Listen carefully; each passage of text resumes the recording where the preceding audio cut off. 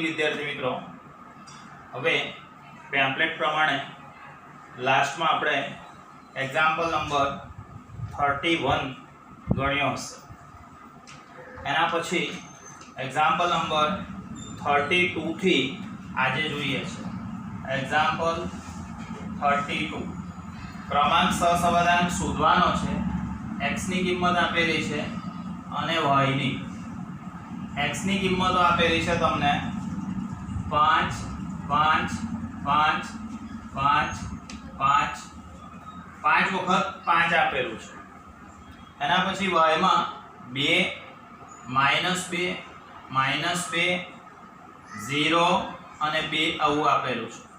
હવે ક્રમાંક સહસંબંધાંક શોધવાનું છે એટલે rx ની કોલમ ry ની કોલમ d અને d સ્ક્વેર આટલા કોલમ્સ બનશે d rx ry અને d સ્ક્વેર આટલા કોલમ્સ। હવે શું કરીશું કે ભાઈ x માં સૌથી મોટી સંખ્યા હોય એને પહેલો નંબર આપવાનો। તો હવે x માં બધી સંખ્યાઓ સરખી જ છે જુઓ તો નંબર આ પ્રમાણે આપીશું 1 2 3 4 5। તો એનો સરેરાશ ક્રમ કેવી રીતે નક્કી કરવાનો તો 1 + 2 + 3 + 4 + 5 અને ભાગ્યા 5 કરીશું તો 1 ને 2 3 ને 3 6 ને 4 10 ને 5 15 15 ભાગ્યા 5 કરીએ એટલે દરેકમાં ક્રમ કયો આવશે ત્રીજો। દરેક 5 ની સામે 3 નંબર લખીશું। આના પછી y તો y માં સૌથી મોટું 2 છે તો આ 2 ને પહેલો નંબર આ 2 ને બીજો નંબર એટલે 1 + 2 3 3 ભાગ્યા 2 એટલે 1.5 લખાશે 2 ની સામે 1.5 1.5 2 કરતા નાનું 0 એક જ વાર આવે છે 1 અને 2 નંબર વપરાઈ ગયા છે તો આને 3 નંબર આપીશું।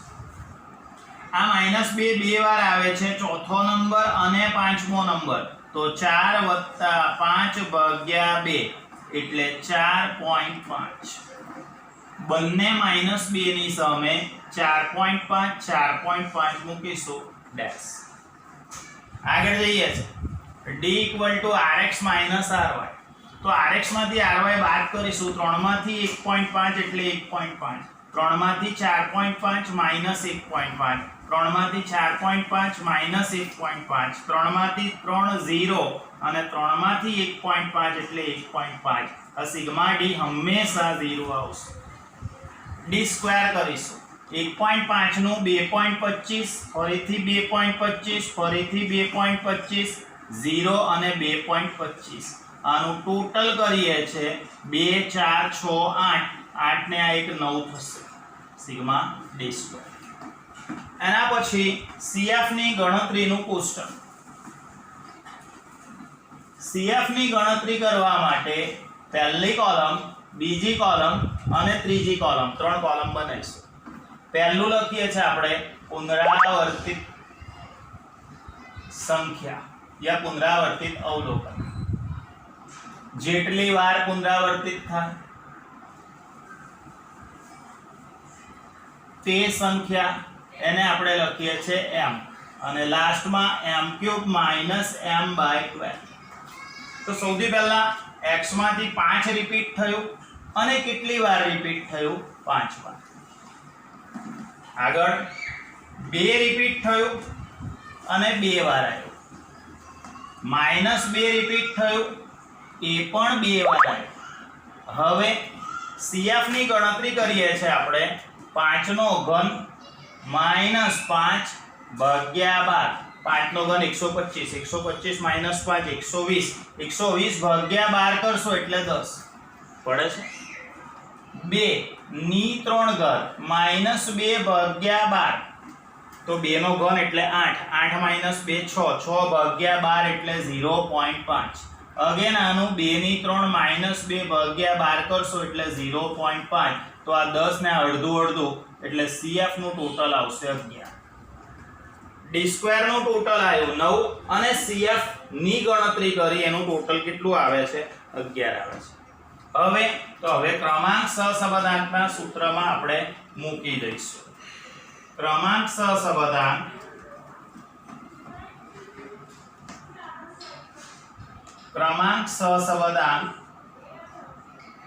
r બરાબર 1 minus 6 bracket sigma d square plus cf divide by n square minus 1. 1 minus 6 into sigma d square 9 વત્તા cf 11 છે ડિવાઇડ બાય n એટલે અવલોકનોની સંખ્યા 5 છે 5 નો વર્ગ એટલે 25 માઈનસ 1.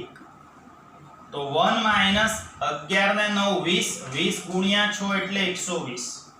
25 માઈનસ 1 એટલે 24 24 ગુણ્યા 5 એટલે 120. તો 120 ભાગ્યા 120 કરશો એટલે 1. તો ક્રમાંક સહસંબંધાંક r ની ફાઇનલ વેલ્યુ તમને શું મળી જશે? 0. સમજી ગયા? તો આમાં સંખ્યાઓ રિપીટ થતી હોય એ પ્રમાણેનો એક્ઝામ્પલ હતો. એક્ઝામ્પલ નંબર હતું આપણું 32. નેક્સ્ટ એક્ઝામ્પલ 33 જોઈએ છે.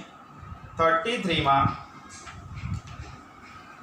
12 વિદ્યાર્થીઓ એટલે શાની વેલ્યુ 12 લખીશું આપણે? n. 12 વિદ્યાર્થીઓના ગુણની માહિતી પરથી મળતા ક્રમાંકોના તફાવતોના વર્ગોનો સરવાળો.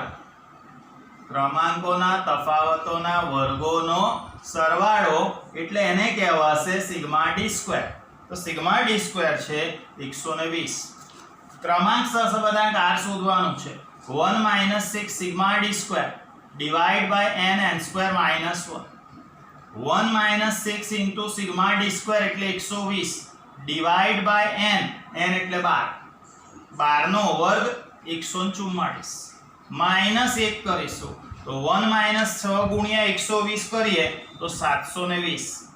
144 માઈનસ 1 143 143 ગુણ્યા 12 કરીશું 1716. 1 માઈનસ 720 ભાગ્યા 1716 કરીએ એટલે જવાબ 0.42. therefore final value of r આપણને મળી જશે. એકમાંથી 0.42 બાદ કરશો એટલે 0.58. ક્લિયર? પેમ્પલેટ પ્રમાણે એક્ઝામ્પલ નંબર 34 જોઈએ છે. 34 માં એક્ઝામ્પલ. ક્રમાંક સહસંબંધાંક 0.80 છે. ક્રમાંક સહસંબંધાંક r 0.80 છે. 12 સ્પર્ધકો તો n બરાબર 12. ક્રમાંકોના તફાવતોના વર્ગોનો સરવાળો.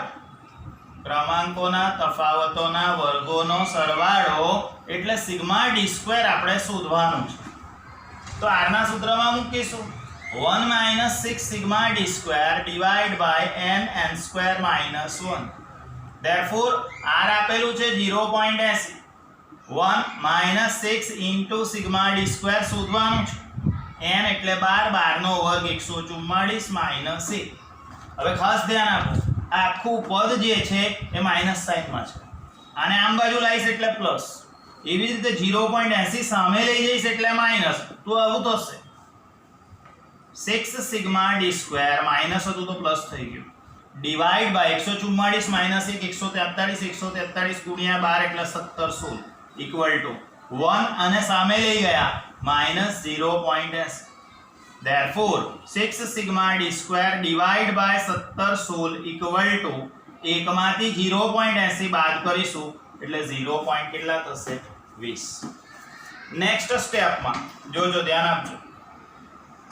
આ 1716 ભાગાકારમાંથી ગુણાકારમાં જશે અને 6 ગુણાકારમાંથી ભાગાકારમાં આવશે એટલે આપણને આવું મળશે sigma D square equal to 0.20 ગુણ્યા 1716 ભાગ્યા શું કરીશું 6.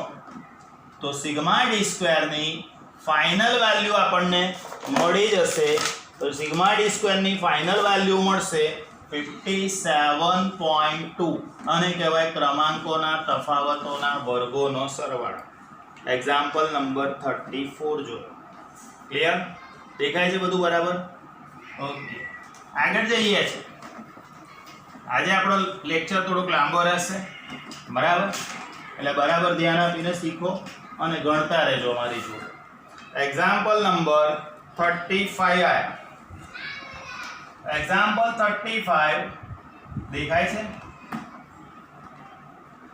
10 વિદ્યાર્થીઓએ એટલે n બરાબર 10 વિદ્યાર્થીઓ મેળવેલા ગુણનો ક્રમાંક સહસંબંધાંક એટલે r 0.6 છે. પાછળથી ખબર પડી કે શું ખબર પડી જુઓ. એક વિદ્યાર્થીના ક્રમાંકોનો તફાવત 2 ને બદલે 4 લેવાયો હતો. 2 ને બદલે 4 લેવાયો હતો. એનો મતલબ ખોટું ક્રમાંકોનો તફાવત એટલે d શું લેવાયો છે તો કે ભાઈ 4. સાચું શું હતું? સાચું d શું હતું? 2. અહીંયા કીધું છે તમને 2 ને બદલે 4 લેવાય. 2 ને બદલે 4 લેવાય એટલે સાચું 2 ખોટું 4. હવે સૌથી પહેલા r નું સૂત્ર મૂકીશ 6 sigma d square divide by n n square minus 1. તો r ની વેલ્યુ છે 0.6. 1 minus 6 into sigma d square નથી ખબર. ડિવાઇડ બાય n એટલે 10 છે. 10 નો વર્ગ 100 માઇનસ 1. નેક્સ્ટ સ્ટેપમાં આખું પદ આમ બાજુ આની પહેલાના દાખલામાં કરેલું એવું 0.6 સામેની બાજુ એટલે 6 sigma d square divide by 100 minus 1 99 ગુણ્યા 10 એટલે 990 બરાબર 1 minus 0.6. Next step sigma d square ના સૂત્ર કરતા બનાવી દઈએ છે. 1 માંથી 0.6 એટલે 0.4. 0.4 ગુણ્યા 990 ભાગ્યા શું કરીશું 6. તો 0.4 ગુણ્યા 990 ભાગ્યા 6 કરવાથી સિગ્મા d સ્ક્વેર ની વેલ્યુ તમને 66 મળશે. હવે સુધારેલો સિગ્મા d સ્ક્વેર શોધવાનો. કેવી રીતે? તો કે ભાઈ ખોટો સિગ્મા d સ્ક્વેર આપણને 66 મળ્યો. એમાંથી ખોટું d એટલે 4 છે. 4 નો વર્ગ માઈનસ કરીશું અને પ્લસ સાચું d એટલે 2 છે તો 2 નો વર્ગ પ્લસ કરીશું. 66 માઈનસ 4 નો વર્ગ એટલે 16 અને 2 નો વર્ગ એટલે 4. તો સિગ્મા d સ્ક્વેર ની વેલ્યુ 66 માઈનસ 16 પ્લસ 4 કરશો એટલે 54. એના પરથી સુધારેલો ક્રમાંક સહસંબંધાંક મળી જશે. સુધારેલો ક્રમાંક સહસંબંધાંક એટલે r બરાબર 1 minus 6 sigma d square divide by n n square minus 1. તો 1 minus 6 into d square 54 n n square minus 1 n એટલે 10 10 નો વર્ગ 100 માઇનસ 1. તો 1 માઇનસ 6 ગુણ્યા 54 કરશો એટલે 324 ભાગ્યા 990. તો 1 માઇનસ 324 ભાગ્યા 990 0.33 એટલે r ની ફાઇનલ વેલ્યુ મને મળી 0.67. તો આ સુધારવાનું હતું સિગ્મા d સ્ક્વેર. તો સુધારીને ગણેલું સિગ્મા d સ્ક્વેર છે. સમજણ પડી ગઈ? Next example. એક્ઝામ્પલ નંબર 36 જોઈએ છે.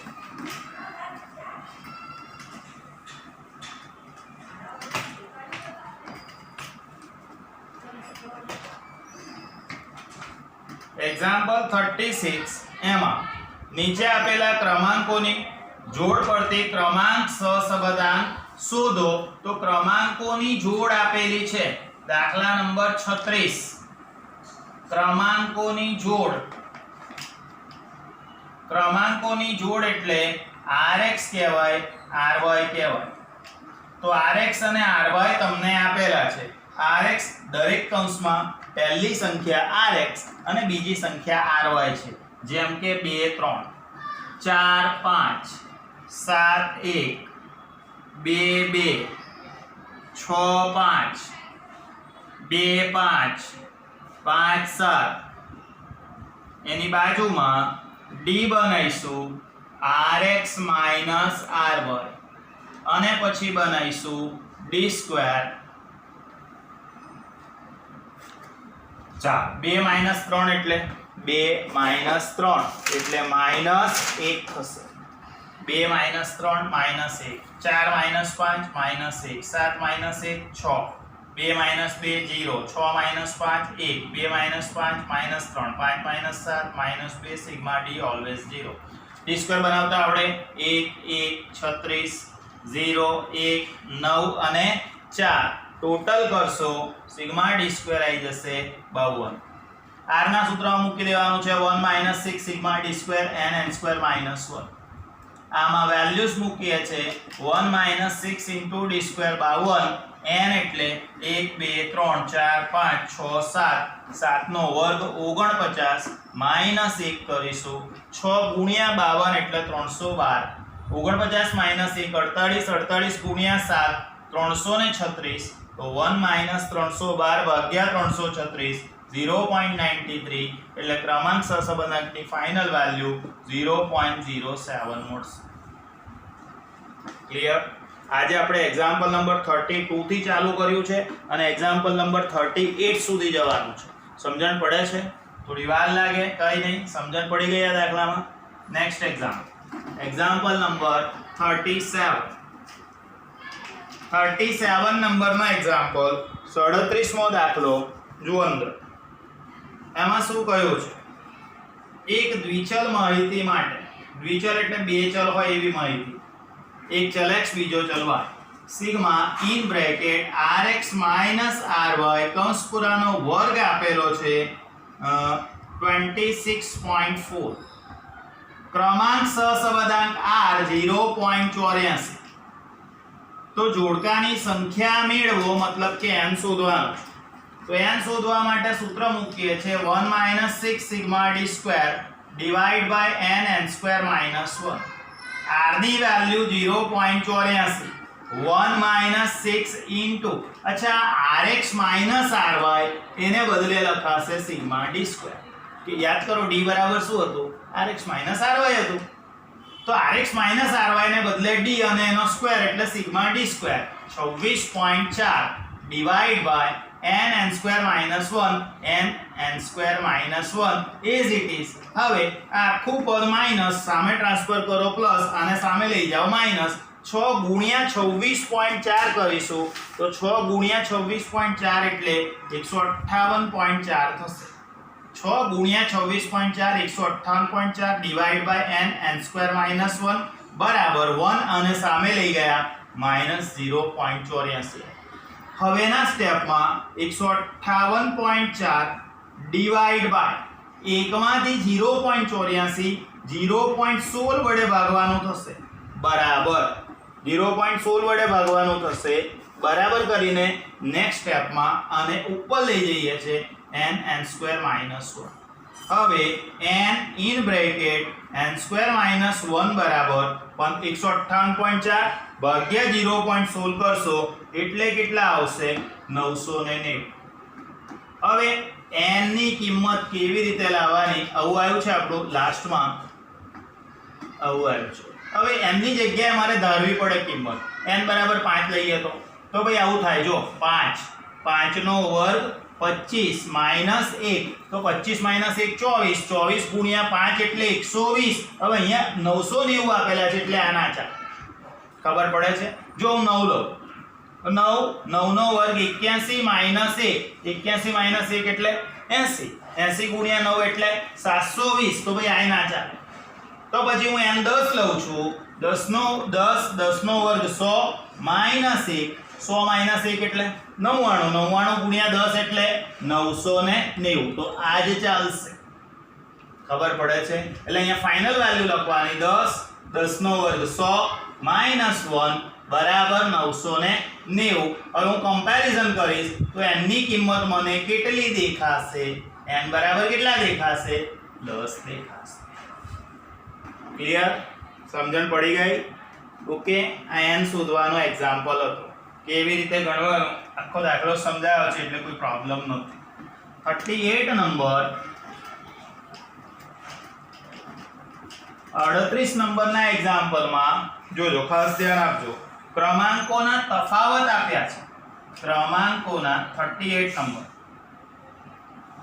ક્રમાંકોના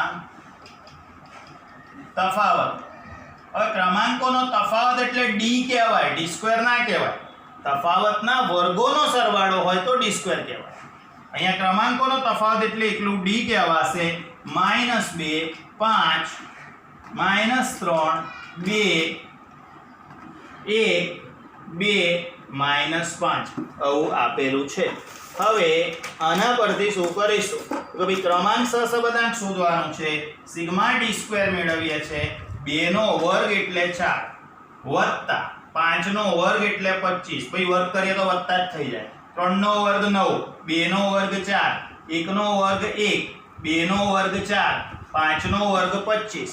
તો બધાનું ટોટલ કરીને આપણને મળશે 72 72. 1 - 6 sigma D square divide by n square minus 1 equal to 1 - 6 into 72 divide by n એટલે સંખ્યા ગણવાની 1 2 3 4 5 6 7 છે. 7 નો વર્ગ 49 minus 1 તો 1 - 6 ગુણ્યા 72 કરશો 6 ગુણ્યા 72 કરશો એટલે વેલ્યુ મળશે તમને 432. 49 minus 1 48 ગુણ્યા 7 કરશો 336. તો 1 - આ બંનેનો ભાગાકાર 1.29 એટલે ક્રમાંક સહસંબંધાંકની ફાઇનલ વેલ્યુ -0.29 થશે. તો આજના લેક્ચરમાં આપણે 32 થી 38 સુધીના દાખલા અહીંયા બોર્ડ પર જ ગણીને બતાવ્યા છે. હવે હોમવર્કમાં શું કરવાનું છે ખાસ ધ્યાન આપજો. સ્વાધ્યાય 2.3 માં પહેલા સ્વાધ્યાય 2.3 હવે સ્વાધ્યાય કહો એટલે સમજી જવાનું કે ટેક્સ્ટ બુકનું હોમવર્ક આપ્યું. ટેક્સ્ટ બુકમાંથી સ્વાધ્યાય 2.3 નો 7મો અને 8મો દાખલો. બીજો સ્વાધ્યાય 2 માં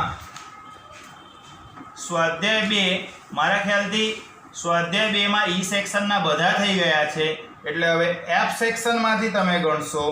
એફ સેક્શનમાંથી તમારે ગણવાના છે 5 અને 6 બે દાખલા.